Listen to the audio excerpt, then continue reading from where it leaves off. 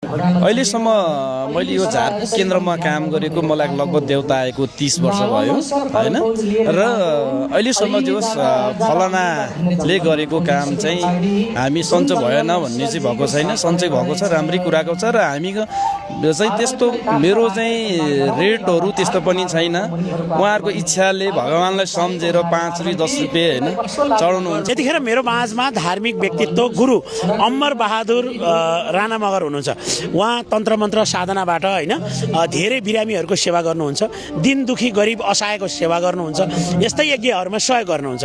र उहाँहरूको टिमले नै अहिले पछिल्लो समय आएर आफूले दान गरिसकेपछि पनि अझै हामीले कम पो गर्यौँ कि यति राम्रो पुण्य कर्म रहेछ, यत्रो धामी झाँक्री माता लाग्नु भएको छ, हामीले अझै गर्न पाए हुन्थ्यो भन्ने उहाँहरूलाई अभिप्राय भयो भन्ने कुरा गुरुहरूबाट पनि आयो। त्यो अनुसारको कुरा के त यो अलि यज्ञलाई सफल पार्न हजुरहरू जस्तै धामी झाँक्री सबै लाग्नुपर्ने बेला भयो। यसमा एकदम अवश्य सबैजना लाग्नुपर्छ र मेरो फेरि सम्पूर्ण यो सप्ताहमा आउनुभएका सम्पूर्णहरूमा चाहिँ हाम्रो ओम अभिवादन पनि त जस्तै अब हामीले चाहिँ आफ्नो यो चाहिँ धर्म संस्कृतिहरू हामीले जगाउनु पर्छ र सबैजना अब भनेको हामी चाहिँ कुना कुनाबाट चारै कुनाबाट चाहिँ हैन 1475 जिल्लाबाट नै हामी चाहिँ अब चाहिँ यो हाम्रो धार्मिक कार्यलाई चाहिँ हामीले बचाउनु पर्छ र सबैजना हामी अघि लाग्नुपर्छ भन्ने मेरो भनाइ पनि छ। जस्तै कतिपय ठाउँमा चाहिँ मान्छेहरूलाई कर गर्दा पनि दान सेवा अर्पण गरौँ भन्दा यसले माग्यो भन्यो मात्रै भन्नुहुन्छ। हजुरहरू स्वतस्फूर्त रूपमा अझै थप्न पाए हुन्थ्यो भनिरहनु भएको छ। यो चाहिँ के भगवानको कृपाभित्र भएर यस्तो यज्ञलाई सफल पार्नुपर्छ भन्ने भित्रबाट आएको हो? यो एकदम आफ्नो भगवान भनेको के छ, आफ्नो हृदयमा छ, छातीमा हात राखिकन चाहिँ आफ्नो भगवान हृदयलाई सोध्ने हो कि। र यति पुण्य कार्यमा यो हेर्दा र यो बुझ्दाखेरि यो कुनै यो चाहिँ कतिले त भन्छन् हैन गरी खानेलाई यो गरी खाने भाँडो, यो कमाउ ठगी खाने भाँडो भन्छ हैन, ठगी खाने पनि।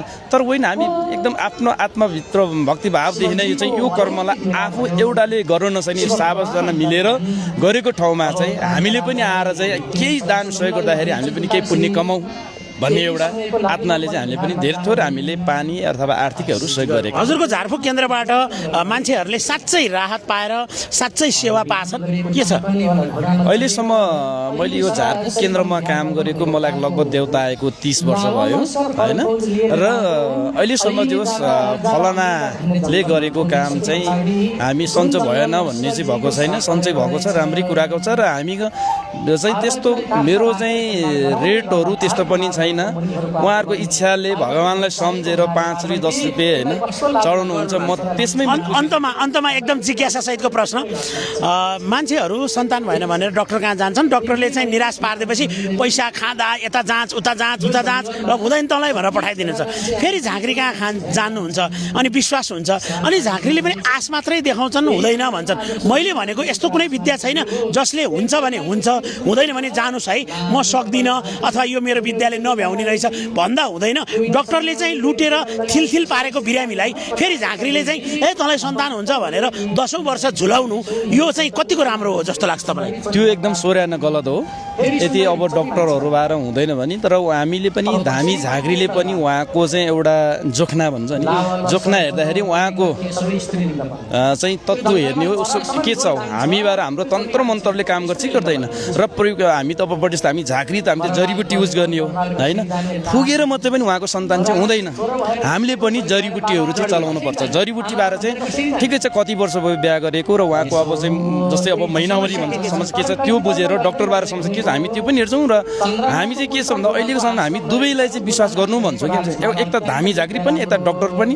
हिजो पहिला त अब त धामी झाँक्रीबाट नै भएको हो र केही कुराहरू चाहिँ सन्तान नहुनेलाई चाहिँ केही अब जस फुकेकै भरमा चाहिँ सन्तान चाहिँ हुँदैन।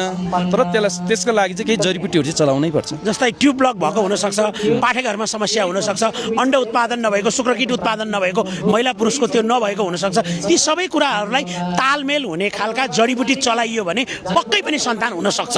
त्यही हो अवश्य। चाहे डाक्टरमा चाहे जहाँ अब डाक्टरमा नि त्यही उहाँको त्यो महिला पुरुषमा केही समस्या छ भने त त्यो समस्याको लागि त औषधि चढाउनै पर्यो हैन। यदि त्यो औषधि चढाउँदाखेरि अब डाक्टरहरूबाट पनि उहाँहरूको अब सबै चाहिँ मिसाएर बनाएको हुन्छ नि हामीले नै एउटा जङ्गलमा गएर एउटा केही जडीबुटीहरू त्यो विषयको चाहिँ उसको समस्या के छ हामी कसैले पैसा मागेर तल बच्चा बनाइन्छ भने फुफु गरेर हुनेवाला छैन त्यो चाहिँ ढोङ्गी हुन् तपाईँको भाषामा भन्नुहोस् त्यो चाहिँ के छ भने फुगीको भरमा चाहिँ सन्तान चाहिँ हुँदैन 1 2 3 हुँदैन त्यो गलत हो त्यो गलत हो म चाहिँ किनकि उहाँको कुनै अब चाहिँ तन्त्र मन्त्रहरू गरेर फुकफा गरेर चाहिँ उहाँलाई जडीबुटी नै गरेर चाहिँ युज गर्नुपर्ने नै हुन्छ जडीबुटी बाहेक या औषधि बाहेक विकल्प छैन होइन र पक्कै पनि अनि यो यज्ञमा तपाईँ जस्तै अन्य तन्त्र मन्त्रमा लाग्नुभएका होइन विद्युत व्यक्तिहरूलाई के भन्नुहुन्छ यज्ञमा मेरो चाहिँ सम्पूर्ण गुरुदेवहरूमा मेरो चाहिँ कोटी कोटी नमस्कार होइन सबैजनाले भन्छन् आफ्नो धर्म र कर्ममा होइन सत्यको बाटो नछोडौँ को बाटो कहिले पनि नहिँडौँ यदि हामी तन्त्र मन्त्र साधना गरी आउनु भएर हामी झारफुक झाँक्री भनेको ढोगीको बाटो नलागौँ सत्यको बाटो लागौँ र कोही कसैमा पैसा छैन भने शीतमा पनि उपचार गरेर पठाउने बानी बसालौँ भन्छु म चाहिँ भनेपछि त्यहाँ ल्याएर मान्छेलाई शिथिल पार्ने ठग्ने होइन निशुल्क भए पनि उपचार गरौँ सेवा गरौँ सद्भाव बाँडौँ अनि मात्र तन्त्र मन्त्र सबैको विश्वास हुन्छ गुरुहरूप्रति पनि विश्वास हुन्छ दान भनेर बलजफत लिने दुरुपयोग गर्ने नगरौँ सत्कर्ममा लगाऊ यही होइन त मेरो भनाइ यही हो ल यही भनाइका साथ यो भिडियो यहाँहरूलाई कस्तो लाग्यो जस्ताको तस्तै कमेन्ट गर्नुहोला यहाँहरू 5 गतेसम्म सुमार्गी भवन अगाडि कपिलदेव भट्ट गुरुदेवका मुखारबिन्दबाट कथा प्रवचनको लागि पाल्नुहोला राधे राधे